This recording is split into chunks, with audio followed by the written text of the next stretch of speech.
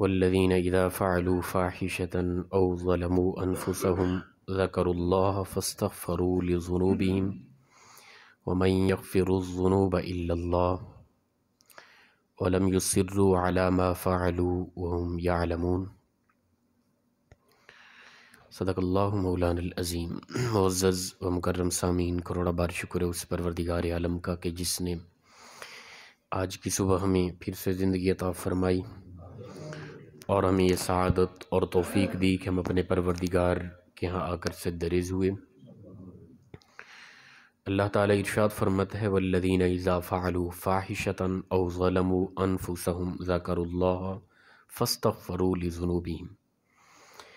فرمایا کہ وہ لوگ جب ان سے کوئی فعلوا فاحشة غلط کام ہو جاتا ہے، فاحش عمل ہو جاتا ہے، گناہ کا کام ہو جاتا ہے، او ظلموا انفسهم یا وہ اپنی جان پر ظلم کر بیٹھتے ہیں، کسی قسم کا ظلم بھی، یعنی گناہ کرنا بھی اپنی جان پر ظلم کرنا ہے۔ دراصل سب سے بڑا گناہ شرک ہے، اور فرمایا ان الشرک لظلم عظیم، بے شک شرک سب سے بڑا ظلم ہے۔ وہ انسان اپنی جان پر، اپنی ذات پر خود ظلم کر رہا ہے۔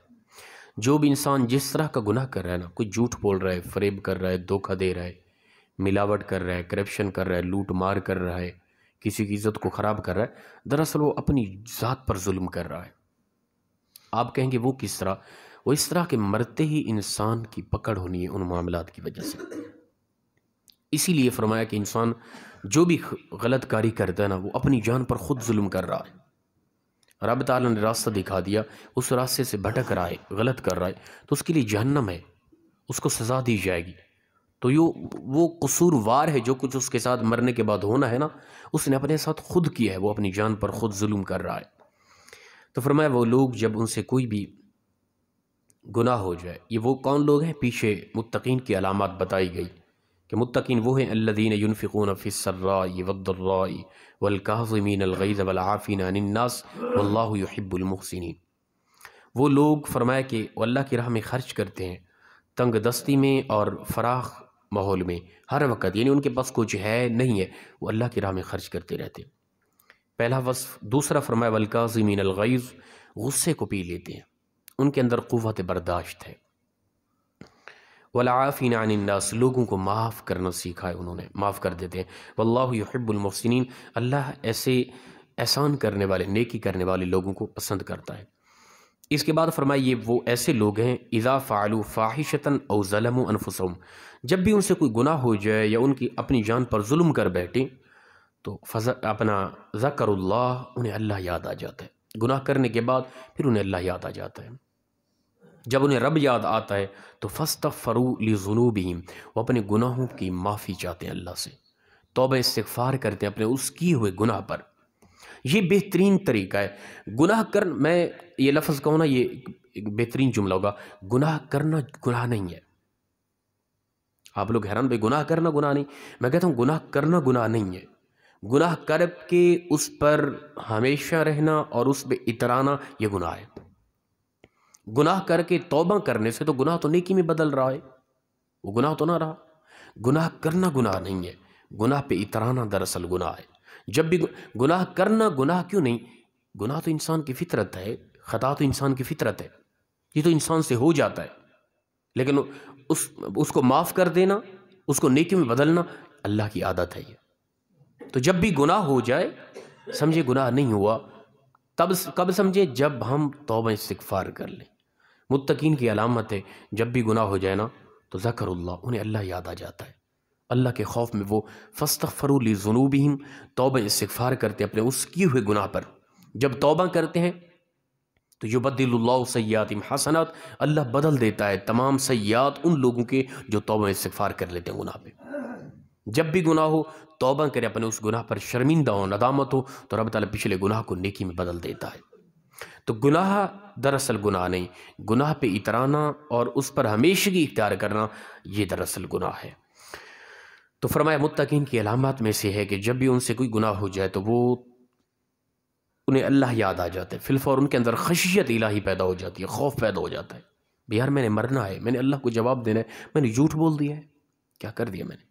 ملاوٹ ہو گئی ہے، چوری ہو گئی، کرپشن کر دی، کسی کی عزت کو خراب کیا میں نے، کسی کو دھوکہ دیا، کسی کو ظلم پر کیا کسی پر، تو یہ جب بھی اس سے کوئی بھی خطا ہوتی ہے فی الفور انہیں اللہ یاد آ جاتا ہے اور وہ اللہ کی بارگاہ میں جھک جاتے ہیں، اللہ کے یہاں توبہ استغفار کرتے ہیں۔ تو فرمایا فَمَن يَغْفِرُ الذُّنُوبَ إِلَّا اللَّهُ، کون ہے جو گناہوں کو بخش دے مگر اللہ، اللہ ہی ہے جو انسانوں کے گناہوں کو معاف کر دیتا ہے، اور رب تعالیٰ چھوٹ دیتا ہے، وقت دیتا ہے، مہلت دیتا ہے، انسان کبھی تو توبہ کر لے گا۔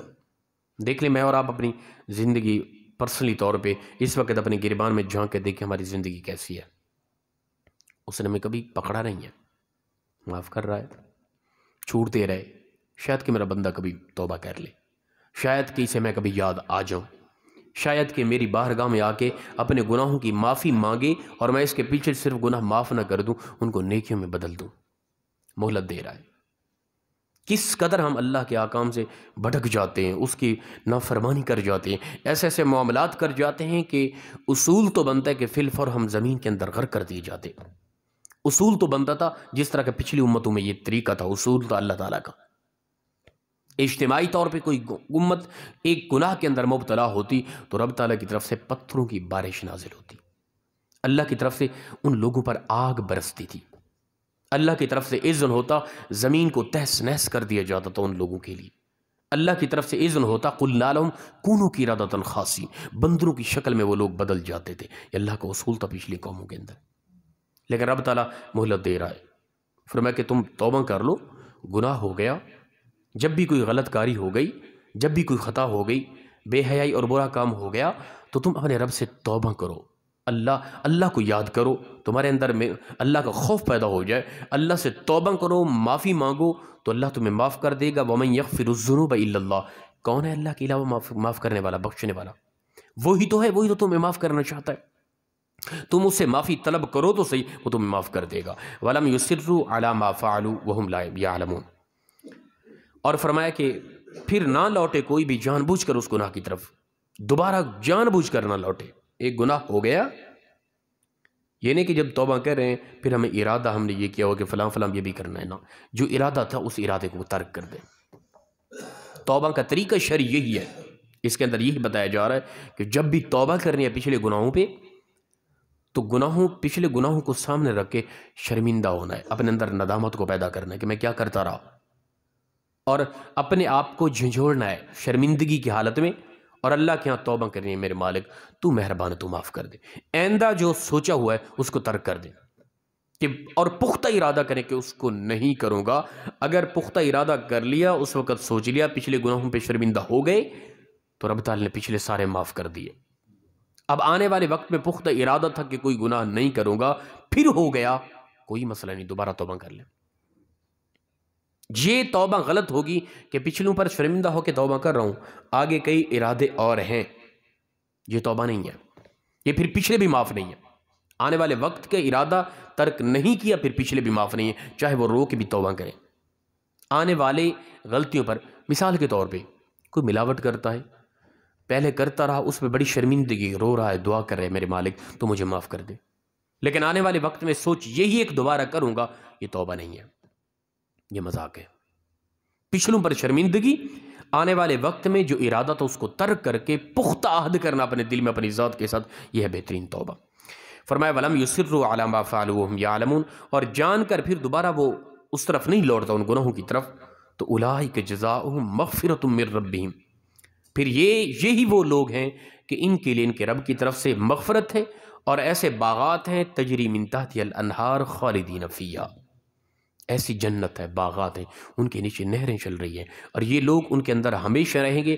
وَنِعْمَ أَجْرُ الْعَامِلِينَ، یہ بہترین اجر ان کے لیے ان کے عمل کی وجہ سے ہوگا۔ وہ عمل کیا؟ توبہ استغفار کرنا، پچھلے گناہوں پر شرمندہ ہونا، آنے والے گناہوں کے ارادے کو ترک کر کے اپنے ساتھ پختہ عہد کرنا کہ آئندہ نہیں کروں گا۔ ہو جائے تو انسانی فطرت ہے، پھر توبہ کر لے، پھر ہو جائے، لیکن توبہ کرتے وقت آنے والے وقت کے جو ارادے تھے غلط ان کو ترک کرنا، پختہ ارادہ ہو، اور پچھلوں پر شرمندگی، یہ شرط ہے، اگر یہ نہیں ہے تو پھر وہ توبہ نہیں، وہ مذاق ہے اللہ کے ساتھ۔ قد خلت من قبلکم سنن فسیروا فی الارض فانظروا کیف کان عاقبۃ المکذبین، اور فرمایا کہ یقیناً تم سے پہلے گزر چکے ہیں اس طرح کی باتیں، اس طرح کے معاملات، اس طرح کے یہ طریقے گزر چکے ہیں کہ لوگ گناہ کرتے تھے اور رب تعالیٰ ان کی توبہ استغفار پر ان کو معاف کر دیتا تھا۔ جو توبہ نہیں کرتے تھے ان کا جو حشر ہوا، آگے فرمایا فسیروا فی الارض، تم خود زمین کی سیر کر لو، ٹھیک ہے نا۔ جو امتیں، جو قومیں توبہ نہیں کرتی تھی، اجتماعی طور پہ گناہ کے اندر مبتلا ہو جاتی تھی اور توبہ نہیں کی ان لوگوں نے، فسیروا فی الارض فانظروا کیف کان عاقبۃ المکذبین، پھر تم خود زمین کی سیر کر لو اور تم فانظروا کیف کان عاقبۃ المکذبین، خود دیکھ لو کہ اللہ تعالیٰ نے ان لوگوں کا کیا حشر کیا، کیا انجام ہوا جو اللہ کے احکام کو جھٹلانے والے تھے۔ قوم سمود کے حالات کو دیکھیں، قوم عاد کی بستیوں کو جا کے دیکھیں اور فرعون کی حالت کو جا کے دیکھیں۔ فَالْيَوْمَ نُنَجِّيكَ بِبَدَنِكَ لِتَكُونَ لِمَنْ خَلْفَكَ آیَةً، اللہ فرماتے ہیں ہم نے فرعون کے جسم کو 11ویں سپارے کے اندر فرمایا فرعون کے جسم کو ابھی تک محفوظ رکھا ہے آنے والی نسل، آنے والی قوم، آنے والی امتوں کے لیے، تاکہ ان کے لیے ایک نجات کا سبب بنے اور وہ دیکھیں، عبرت حاصل کریں اس کو دیکھ کے۔ آج کل تو عجائب گھر میں ہم تو ایک سیرگاہ بنی ہوئی اور دلچسپی کے لیے جا کے دیکھتے ہیں نا، بڑی خوشی ہوتی ہے۔ رب فرماتے ہیں ہم نے عبرت کے لیے اس کو رکھا ہوا ہے، لیکن ہم ذوقیہ طور پہ دیکھتے ہیں اللہ کے اس معاملات کو اور خشیت الہی پیدا کر کے کہ وہ رب اس فرعون کو کہ جس نے خدائی کا دعویٰ کیا ہوا تھا، جس کے اندر اس کے اندر غرور اور تکبر تھا، اس کو کیسے غرق کیا رب تعالیٰ نے، یہ سوچ نہیں آتی۔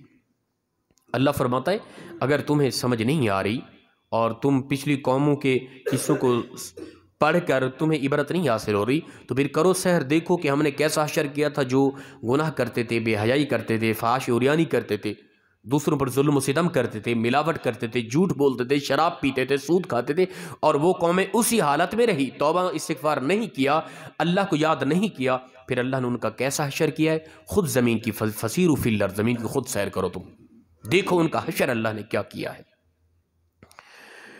اللہ اکبر۔ تو جو بھی قرآن پاک کے اندر آیات آئی ہیں، جو بھی رب تعالیٰ نے یہ قصے بیان کی ہیں، یہ ہمارے لیے عبرت کے لیے، ٹھیک ہے نا۔ اس وقت وہ حدیث پاک ہے نا، بخاری کی روایت ہے کہ قوم سمود کی بستی سے قریب سے گزر ہوا تو اللہ کے نبی صلی اللہ علیہ وسلم نے فرمایا یہاں سے جب گزرنا ہے نا، آنکھیں بند کر کے تیزی سے گزرنے کی کوشش کرنی ہے اور اللہ کا خوف پیدا کرتے ہوئے اپنے دلوں کے اندر روتے ہوئے گزرنا ہے یہاں سے۔ کیوں؟ اس لیے یہاں پر اللہ کا قہر نازل ہوا تھا، اللہ کا غضب نازل ہوا تھا، یہ وہ جگہ ہے۔